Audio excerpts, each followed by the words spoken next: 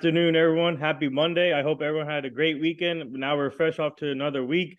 Today we have a special episode, so fans, please tune in on iHeartRadio, Spotify. We are live on iHeartRadio, Spotify right now, and the Speaker app. Everybody knows about the Speaker app on my phone, so fans can tune in there, ask questions to today's guest.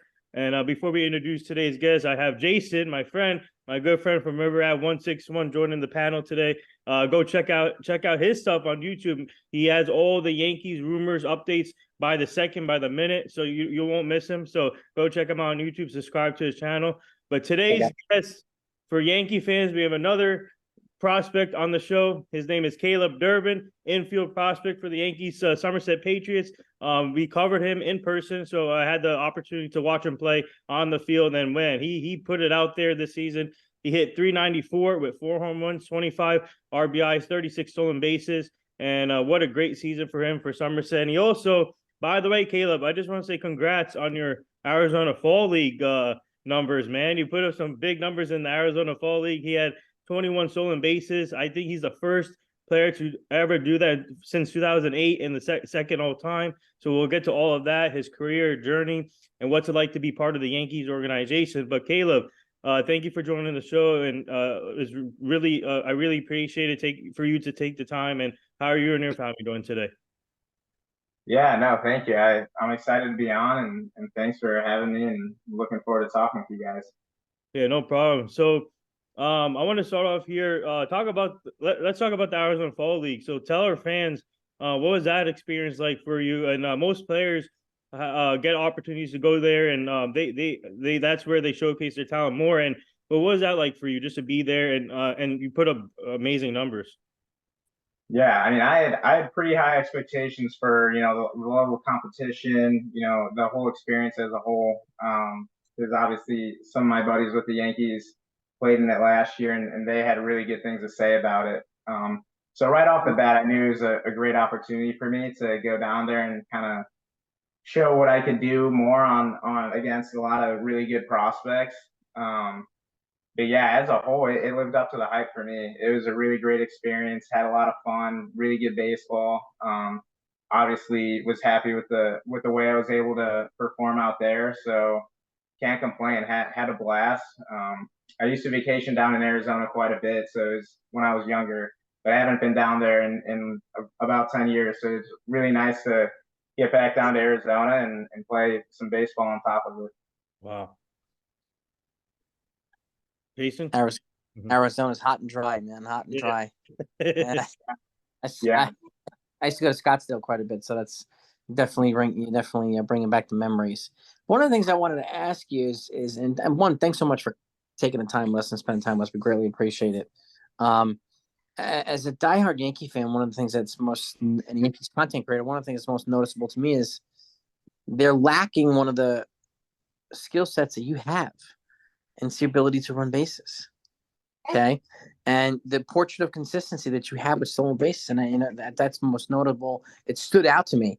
Not only having an OPS over 800 and everything else, but the stolen base ability. And Hal Steinbrenner mentioned this. So they need to manufacture runs and run the bases better. And stolen bases is an important skill set, in my opinion and experience, is to manufacturing runs. Right, it puts the big bats in a position. So, is that something you've always prided yourself in, or is that something you've incorporated into your skill set now? And do you plan on continuing to do that moving forward? Yeah, no, it's definitely been something that I've always kind of had in my tool belt. I've always like contact and running the bases, putting the ball in play, trying to get on, and then trying to do my thing on the bases has kind of been a part of my game that I can kind of rely on fairly consistently. And I think that's kind of what made the Yankees kind of a perfect fit for me is what they're really good at developing guys in. Like their bread and butter is kind of like my weak point. Like I'm really good at certain things, like I said, trying to get on base and running the bases, which they've only helped me with a lot since I've gotten there. But also, doing a little more damage at the plate, they've also helped me a lot with, because that's kind of what they definitely pride themselves on. And so yeah, like I said, it kind of ended up being a really good fit for me.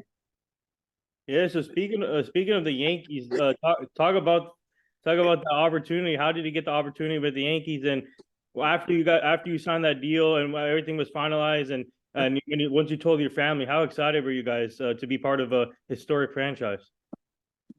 Yeah, so it was mixed emotions at first for me because I was drafted by the Braves in 21 and then got dealt over in a trade, in the Lucas Leakey trade Hmm. in December of the offseason.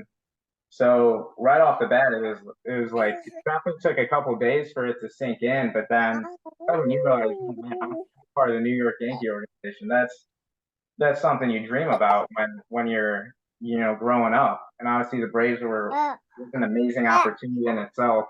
But to have the opportunity to go to an organization like the Yankees, definitely was a good feeling and could be in a lot more positions. That's for sure. Mm-hmm. Jason, yeah. It's reminiscent of, like, and the Yankees have a great pipeline of players that in the infield, and you're an infielder that wreak havoc on the bases, like Anthony Volpe, right? Puts the ball in play, wreaks havoc on the bases. So it's nice to see the Yankees continuing to do that. Has shortstop always been your primary position? Did you play other positions as well? Is that your preferred spot? So shortstop was I played basically only shortstop in college. So that was my spot. And then when I got to pro ball, kind of mixed in more at second base. And then the last couple years, um, mixed in a little bit of third as well. So mainly second base is where I've gotten the majority of my reps in. Really got really comfortable at third the last couple years. Didn't play that a whole lot growing up. Have played it quite a bit in pro ball, which is nice. I mean, they want me to get reps anywhere. I'll take reps anywhere. Obviously just want to get on the field and try to help the team as much as I can. But Yeah, right now, second base is where I've been getting the majority of my reps in. Hmm. it's good to have that positional versatility. That's really good. Yeah. Mm-hmm. So before we go any further, fans, please tune in on the Speed Grab where you can ask your questions today to Caleb Durbin. We are live with Yankees prospect Caleb Durbin, and please ask your questions on the Speed Grab. And I didn't realize you were part of the Lucas Leakey trade, but tell us where you were that day when that trade happened, and how tough is it for you just to leave a team that drafted you, but you're going to another great franchise though. Yeah, it was about 5. It was in the evening, so it was 5 or 6 at night. I was on my way home from the facility that I train at, and got the call and had to. I didn't pick it up right away because I was driving, and then I got a text message from the farm director with the Braves, and pulled over, gave him a ring back, and he gave me the news that I was dealt in the trade to the Yankees, and then I mean, heart started racing. Went home. Told my family, and then it was mixed emotions, like I said, because you're obviously grateful for the Braves, and I really enjoyed my time there. They're the team that gave me my pro shot and gave me the opportunity to even play professional baseball. But then on the other side of it, an organization like the New York Yankees see me that attracted me to them, which is also an unbelievable feeling. It's like super. From being playing Division III baseball 3 years ago to a team like the New York Yankees wanting to trade for me. It's a really cool feeling. Yeah. Are there any like where you're at now? Is there any particular addition to your skill set that you want to work on as you're progressing through the system and working up to AAA? Are there any markers or benchmarks that you want to hit? Say, okay, this will tell me I'm ready for AAA and so on in the majors. Yeah, the biggest thing when I got to the Yankees was swing decision and contact quality. So just doing more damage, preferably in the air, more consistently. Those were the biggest things for me. So right away, like right when I got traded, I was on the phone on Zoom calls with hitting coordinator, fielding coordinators, just trying to get me up to pace with what they wanted me to get better at and what the plan was to get better in those areas. I saw a lot of improvement this year on hard hit ball percentage. Now, like the moving forward, it's continuing to develop that skill and also get elevating, getting in the air a little bit more. Because I think I have the pop to do some damage. But it's all about just doing it as consistently as possible. And swing decision plays a big part of that. Swinging at good pitches, and obviously approach at the plate. Trying to do some damage up there. Because for me, when I get to two strikes, I'm pretty comfortable. I'll be honest. Like I get the two strikes, and I feel like I'm still in control. So it's really developing an approach early in the count to let it loose a little bit more, not cheat myself on pitches that I should be doing a little bit more damage on. Well, are there any? Sorry, are there any drills that you say swing decision? I find it's intriguing because obviously, as you progress higher through the system, the pitchers get more difficult to face, right? And you have, as a hitter, not even a split second to figure out what's coming your way. So are there any drills that help you do that as a baseball player, help you recognize pitches or get ready for these crazy repertoires that you see, arsenals that you see from pitchers? Yeah. One of the main drills we have is we'll set up 7 balls across the plate. The plate is basically made up from 1 to 7 balls width. So we'll have 1 is the inside pitch, and then 7 is the outside pitch. So we'll just work on tracking. You hit a ball, you say the number of where the ball was on the plate. That's one drill that we rep a lot for mainly for swing decision. But then also just like challenging ourselves in the cage.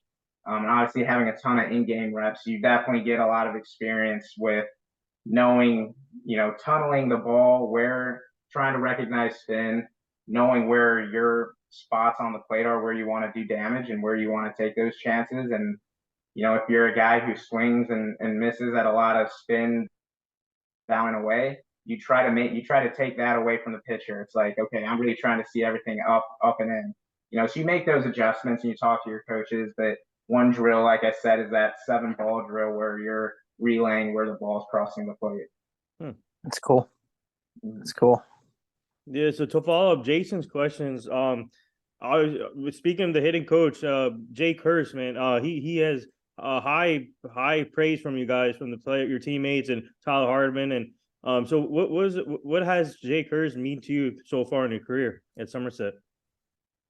Yeah, I think me and Jake have a pretty cool connection, honestly, because he played Division III baseball too. So I think just overall, like I have so much respect for guys who went the D3 route and ended up in pro ball in any way. Obviously, because I experienced it and I know how hard it kind of was to get that recognition and get to the pro level. But just from a development side, I mean, he knows what he's doing, man. He's right away, like he's in meetings with us individually.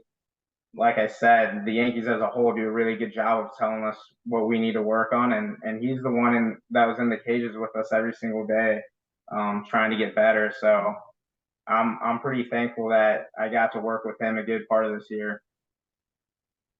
Does he bring, so when Jay Kurtz, is he like a intensity guy or a fun guy when it comes to the practices, or what does he bring to you guys? He's more relaxed. He gives he's young, so he can relate to the players really well.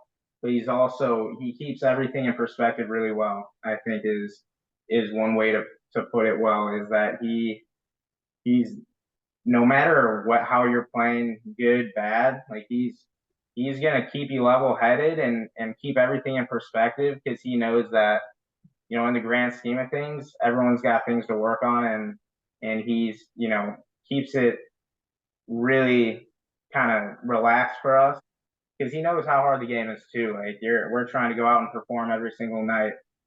So he's kind of just the one telling us, like, if we're, in a slump or things are going tough, he's always there to kind of reel us back in and get our attention back to where it needs to be.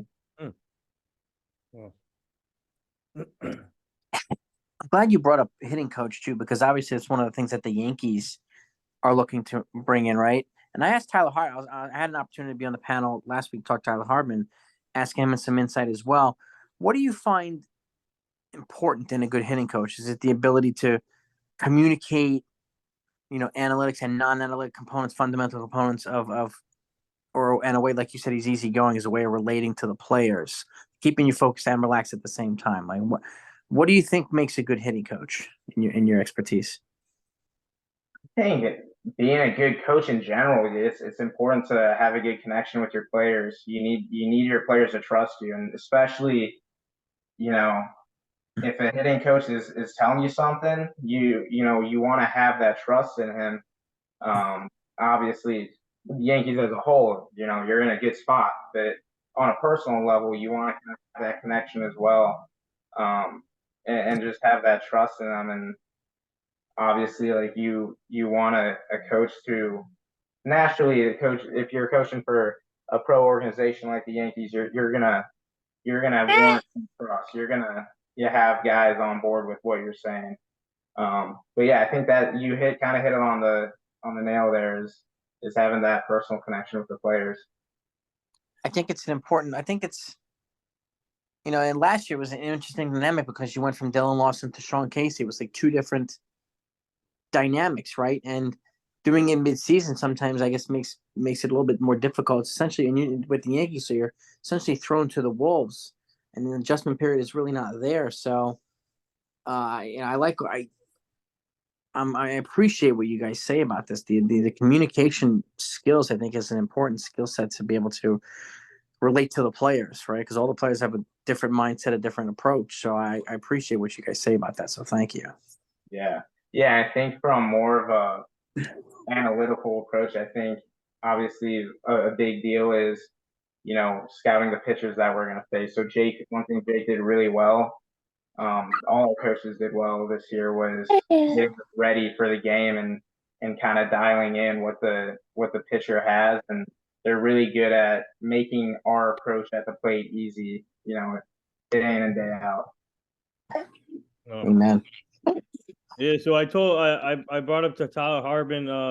I compared him to Matt Chapman from the Blue Jays. So I have two players that remind that. So you tell me if you agree with this. I have Dustin Pedroia and Dan Uggla. So what do you think about that? I've heard both those, quite a few times this year. I've heard Altuve. I've heard all of them, but yeah, I mean, I've been asked about Pedroia a ton of times this year. Obviously, he's a phenomenal player back in the day.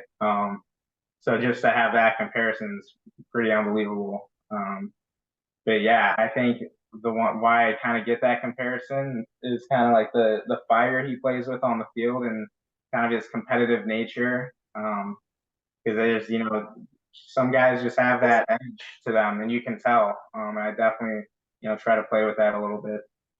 Yeah, and also I want tell our fans how special was it to be in infield with Ben Rice, T.J. Rumfield, Trey Sweeney, Tyler Hartman, even Max Burt when he got a chance, and Eric Wagaman. But talk about the infield you had at Somerset this year. Unbelievable, absolutely unbelievable team, and obviously group in the infield that we had. So I actually was able to meet a lot of those guys in spring training before spring training started. I was able to go in a few weeks early, which was really happy I had that opportunity, because those were kind of the first group of guys that I even met with the Yankees as a whole.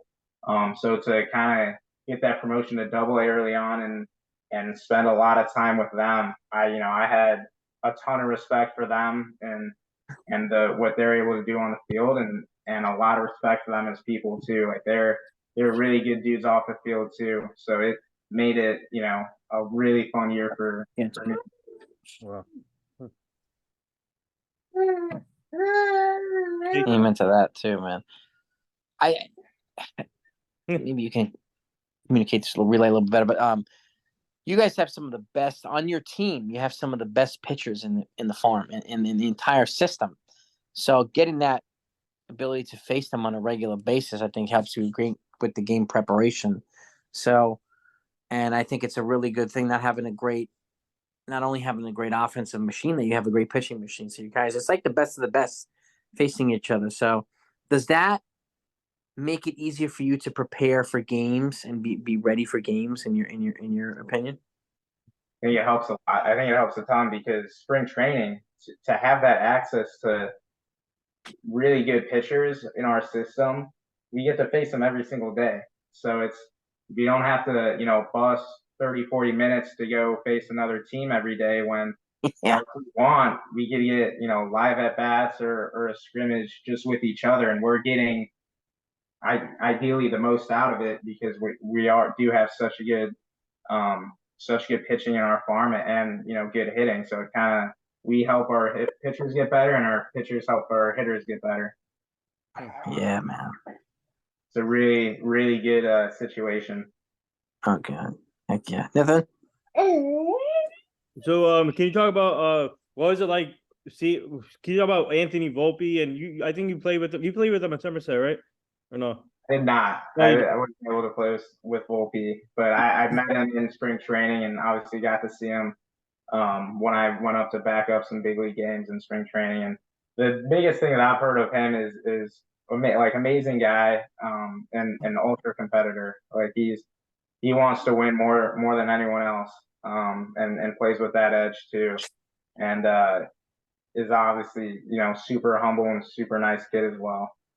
Is it like, and speaking of spring training, what was that experience like for you being with the big league team? Also, seeing the stars like Judge, Stanton, Rizzo, and Garrett Cole, you name it. And I mean, we see them come to Somerset for rehab assignments. So, what does that mean for you guys to have them come there to Somerset or even spring training? What does that mean for you?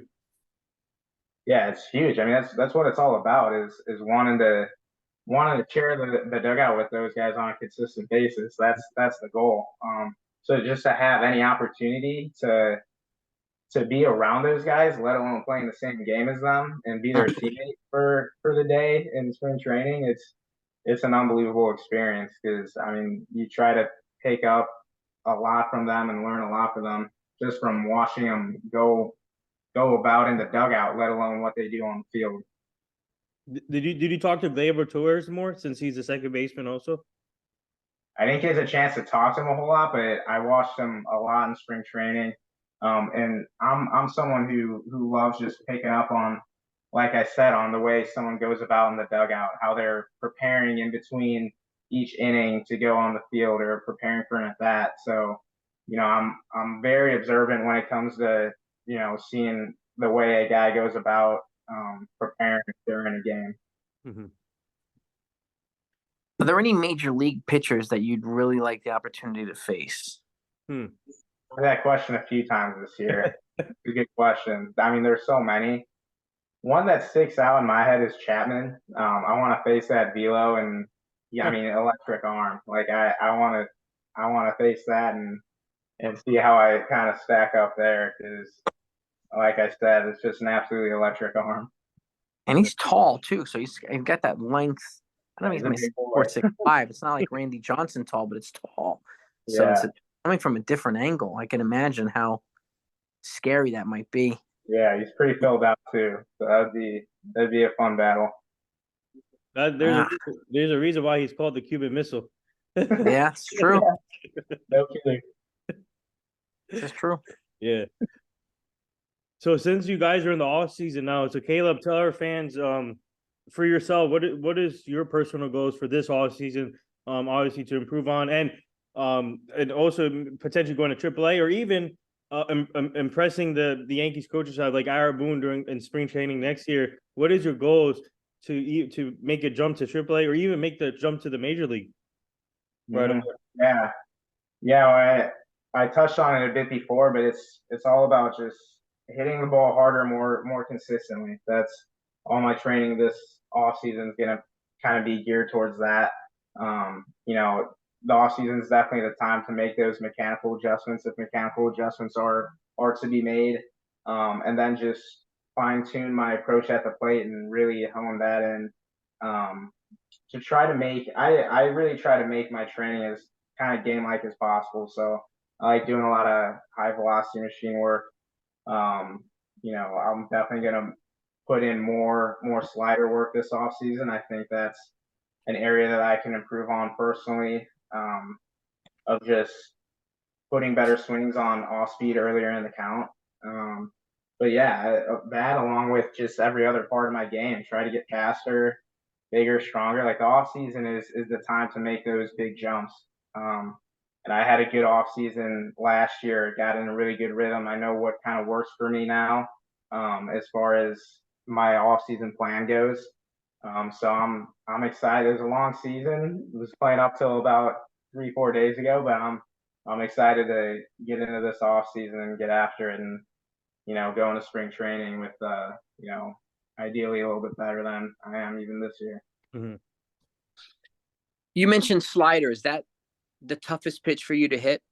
Is there a pitch that like gives you fits, and what's the easiest pitch for you to hit?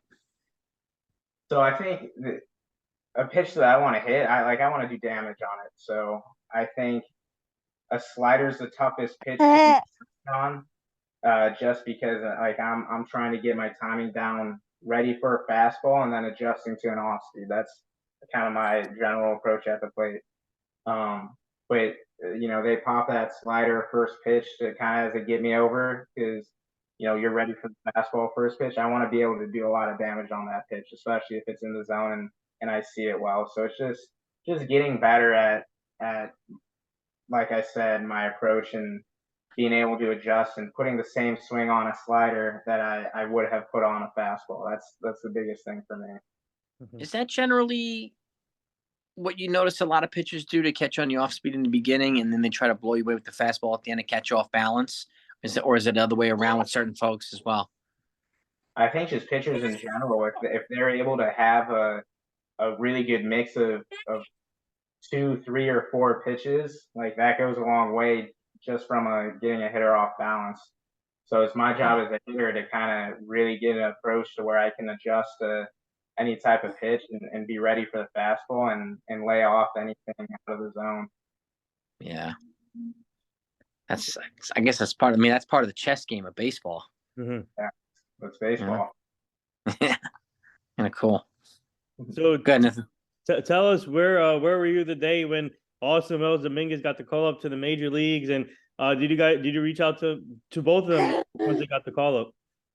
Oh yeah, absolutely. I mean, I don't know what it was exactly, but I was obviously in Somerset, and I was so happy for them. Him and Yoandris Gomez. I was driving home from Somerset to Chicago when I saw Yoandris got called up, and I just started, because I got really close with him over the course of the season, and that was like, couldn't stop laughing, and it was just pure joy. So I couldn't imagine how he was feeling, or Wellesley and Dominguez and even Everson this year, how they were all feeling. But it's so cool having the chance to play with all these guys for a good chunk of the year, and then see them doing their thing in the big leagues. Like that's, like I said, like that's what it's all about, and that gives everyone else in Somerset, just, we're right there. It kind of gives us that kind of confidence that we're not that far away, and you just keep working, and we all want to be playing with those guys again, ideally in the show. So it's really cool to experience that from my point of view, becoming so close with those guys throughout the year. Speaking of Gomez, he's like the king of no hitters. He's a stud, man. He's an amazing pitcher to watch, and I'm really excited for his future. Even with Randy Vasquez, he showed some good promise in the majors this year too. Yeah. But can you talk about what was it like playing with Ben Rice, man? Because the Rice Rice was cooking for you guys the whole summer and the whole season. So talk about that, man. Ben Rice, I love covering this guy in person, and it was awesome watching him play in person. And it feels like every time it was at a bat, I knew something good was going to happen. Yeah, that's what I call him, the rice cooker, man. He was Babe Ruth this year for us.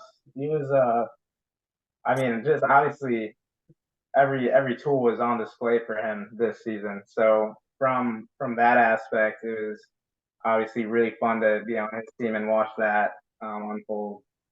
But I mean, obviously being around him in the locker room and off the field too, and he's a goofy guy, like he's a normal kid that just kind of put it all together this year. So to see that happen and to know him, to be really good friends with him as well, and to watch what he was able to do this year, it's again from my perspective, like I feel really lucky to be in that position to where I can kind of see both sides to it. See how he prepares, and then see how the type of results he gets as well, and kind of take his mind on what preparation he does that can help me in my game as well. Mm-hmm. Sounds like you have a great rapport with your teammates too. I mean, and you talk about laughing and how goofy you. Who's the funniest guy in your team?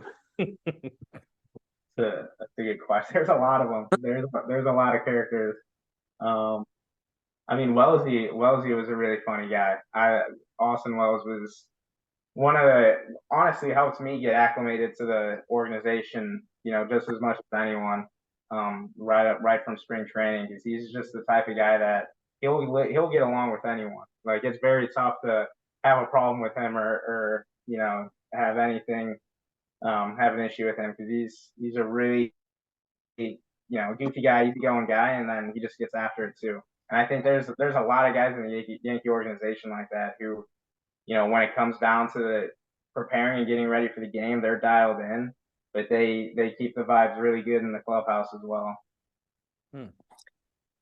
Yeah, man. I think it makes me wonder who they're going to bring in as a bench coach, because they need a new one at the major league level too. It's like somebody who's going to keep the players locked in but relaxed at the same time. And I really wonder who they're going to bring in as a bench coach.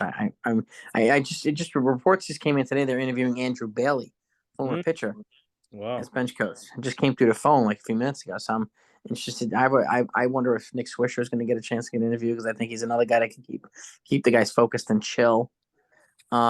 Is that something that you think is an important? I think it is quality for bench coach. Yeah, I think just as a whole, like obviously, like this is a really fun job we get to have, and we take it very seriously. But you need to have like it's such a long season. You need to have guys who you love to be around. That's so important. You need to have a staff and teammates who you like being around, because you spend so much time with them, traveling and whatnot. So I think that's a big component to it as well. See, that's why I feel like Nick Swisher would be a perfect bench coach for the Yankees, man. A reunion with him as a bench coach, man, he will live up live. I mean, he will make that clubhouse into a party every day. Yeah, but they would.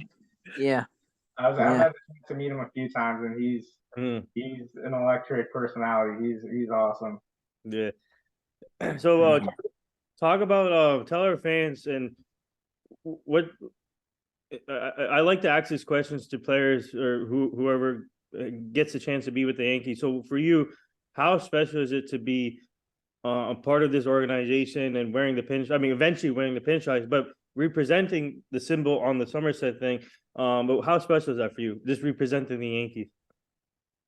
Yeah, it's unbelievable. I mean, even wearing the pinstripes, wearing the big league uniform in the fall league was. Yeah. I know it's not the big leagues, but it was pretty darn cool, man.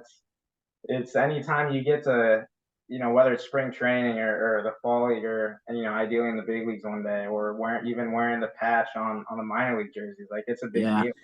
It's absolutely awesome, and I think it goes back to like shaving the facial hair too. Like it's a tradition, and you take so much pride in being a part of the organization that I kind of growing it out in the off season, because then when during the season, I'm shaving for a reason. It's because I'm a New York Yankee, and you take a lot of pride in that. Speaking of the fall league, who were some of the other prospects from the other teams that you connected with? Yeah, so I mean, we had a really good group of guys. I think Max Muncy is a pretty highly touted prospect in the athletics organization. He's only 21 years old. Obviously got to play up the middle with him a lot and spent a lot of time with him off the field as well. Him, and then obviously a lot of the Orioles guys. I think they had 4 position prospects in there, so got to get pretty close with them. Then obviously DeZenzo, Brett Harris, all those other infielders from the other teams as well. James Triantos is even better person than he is player, which is, he's a pretty darn good player too. He's the offensive MVP in the league. So I remember playing against him last year quite a bit and just being like, man, this Triantos kid, like I do not like playing this guy. Just because he was a gamer. And then getting the chance to meet him in person, be on the same team with him, just getting to know how good of a person he is too was a lot of fun. But that's the fun part about the fall league is you play all these guys during the year and you're competitors against each other, and then you come together for a month and a half and you kind of gel together as a team. So it becomes a really cool experience. Have you been to the new Yankee Stadium yet? And what would you want your walk-up song to be at Yankee Stadium? Ooh, that's a good question. I've not been to new Yankee Stadium yet. I just want to play in it more than anything. Yeah. It's my thing. Yeah. A walk up. My walk up. I'm a big Kid Cudi fan. He's my favorite musician. So it's probably Nice. but the Day and Night by Kid Cudi was my walk up the last couple years. Yeah, I think it was my walk up in Somerset. So Oh wow, maybe I go with that too. That's what I know right now. But I'm a big music guy, so I could go with a wide range of music. That's quality. Good stuff. So yeah, so we have a couple of fan questions here on my speaker app. Do you have time for fan Q&A? Yeah, let's do it. So it's a couple of fan questions on my phone here on the speaker app. One of our fans wants to know. So Jason Dominguez has a nickname, the Martian, and so they want to know what's your nickname for Durbin. It's a good one. I think a lot of my teammates just call me Dirty Dirbs because I like to steal bases. I like to slide, and my jersey's typically always dirty after the game. So I'll go with that, Dirty Dirbs. That's good. It's quality. Another fan question here. They want to know what's your favorite food. Ooh. So being from Chicago style pizza is that very thick crust, deep dish pizza. They actually had. It's called Luminati's. They had it in Mesa, Arizona, where the Coast Spring Training is, because they get a lot of Chicago guys down there for spring training. So I had it a couple times down there. But Luminati's deep dish pizza is my favorite by far. Wow. Does Arizona do it justice? They do it okay. The Luminati's down there, it was pretty good. But I think they're probably the only deep dish place that I've heard of in Arizona, and they're not even an Arizona restaurant. It's obviously from Chicago. Yeah. Nice. I did have some other Arizona pizza down there. It was pretty quality. Wow. Not deep dish though. Yeah, deep dish. You can't go wrong with deep dish. Yeah. Another fan question here. They want to know outside who are some of the second basemen that you looked up to outside of Altuve and Ugla or Dustin Pedroia. So they want to know what other second basemen did you look up to? Mm-hmm. Yeah, I think Robinson Cano is one that was always fun to watch. But yeah, I think him and there's so many there's so many good defenders. I like when I think of second baseman, I like to really just kind of do it all, like can hit and can pick the ball a lot in the field. But Robinson Cano is one that stands out in my head. Another fan question here. They want to know what's your favorite movie? Favorite movie. First one that comes to my head is Molly's Game. I don't know if you've seen that. It's kind of a poker movie. That one is one of my favorites. We'll take two more. Another one here. They want to know. They want to know what was it like playing underneath Raul Dominguez? Man, no, I loved it. He's another guy that creates really good connections with his players, and he's so in tune with trying to, be perfect and get all the details right, which is perfect as a coach because you want him pushing you and not being satisfied with, even if you think you played well, like he's going to pick out something that you can improve on. So he's the man, and he was a lot of fun to play for. Okay, here's another. We'll take one more fan question. Here's another. This is another good one. They want to. They want to know if you were not playing baseball, what would you be doing now? Question, man. Well, I studied economics and finance in college, so probably be doing something along those lines. But I've wanted to be a ball player my entire life, so that's the only thing that I've ever wanted to do. Wow, Shout out to economics degrees. I have a bachelor's in economics too. nice. There we go. Yeah. Jason, Yes. What's that? you got you're next. Mhm. Yeah, I just had one another question for you, if you don't mind. Can you tell us or your fans 2 or 3 non-baseball things about you, just so we get to know a little bit more about you as a person? Yeah, sure. Like I said, I went to Washington University in St. Louis, which is a D3 program. I studied economics and finance there. Like I said, I was able to finish my degree online while I was playing my first pro season. Love animals, big animal guy. Love going to the zoo, and my mom actually has a dog sitting business, so we always got a bunch of dogs running around the house. Nice. Then I have 2 siblings, both older than me. That's where I'm at right now in Nashville. My brother works down here, so visiting him for a couple days. And then my sister is working in Chicago. She's 30 years old. So yeah, love my family and big family guy. Love animals, and yeah, that's about it. Nice. Nothing better than that. Economics, animals. I love it. Hey, Love speaking of you. animals, Tyler Hardman last week said his dog is the biggest mascot for you guys in Somerset, and now Yeah. and now you got, if he goes to the big league team, now you got Aaron Judge's dogs, and then you got Tyler Hardman's dog. You got dogs I mean, so do you have a dog yourself, or? I don't have my own personal dog with me on the road. I wish I did, but yeah, his name's Thor. Yeah. Hardman's dog is, so he's a little French bulldog. So it'd be hilarious watching Thor, the French bulldog, playing with Aaron Judge's little wiener dog. It'd be hysterical. Yeah, I have I have a golden doodle myself. I have a golden doodle. Yeah, she's amazing, and they're full of energy.